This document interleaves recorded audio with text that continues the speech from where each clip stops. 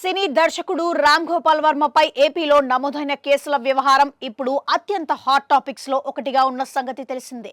ఈ క్రమంలో ఆయన వరుసగా హైకోర్టులో పిటిషన్లు దాఖలు చేస్తున్నారు.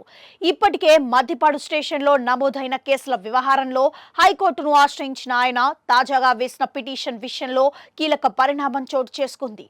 ఇందులో భాగంగా ఎక్స్ లో తాను పెట్టిన పోస్టుపై అనేక కేసులు నమోదు చేస్తున్నారని, ఒక విషయంపై ఇన్ని కేసులు పెట్టడం సమంజసం కాదని ఆర్జీవీ పిటిషన్లో పేర్కొన్నారు.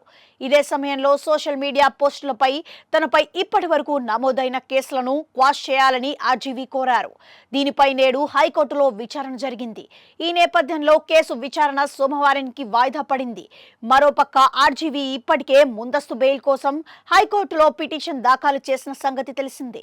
కాగా వ్యూహం సినిమా ప్రమోషన్ టైంలో చంద్రబాబు, లోకేష్, పవన్ కళ్యాణ్లపై అసహ్యకరంగా పోస్టులు పెట్టారంటూ టీడీపీ నేత రామలింగం మద్దిపాడు పోలీస్ స్టేషన్లో ఫిర్యాదు చేసిన సంగతి తెలిసిందే. ఆయన ఇచ్చిన ఫిర్యాదు మేరకు మద్దిపాడు పోలీస్ స్టేషన్లో సుమారు 7 సెక్షన్ల కింద కేసు నమోదైంది. ఈ సమయంలో విచారణకు రావాలంటూ వర్మకు పోలీసులు ఇప్పటికే 2 సార్లు నోటీసులు అందించిన సంగతి తెలిసిందే. అయితే ఆయన కోసం పోలీసులు 6 బృందాలుగా 3 ప్రాంతాల్లో వెతుకుతున్నట్లుగా కథనాలొస్తున్నాయి.